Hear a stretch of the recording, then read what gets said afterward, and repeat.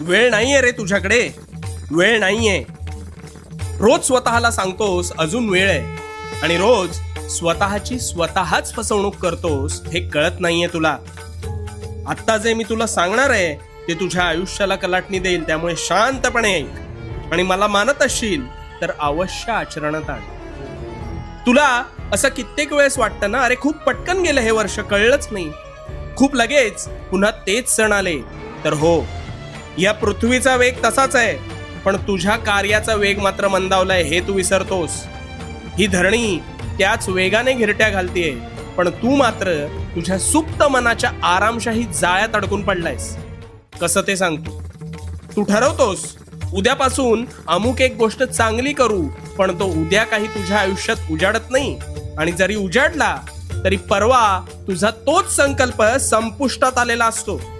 आतापर्यंत हेच होतात.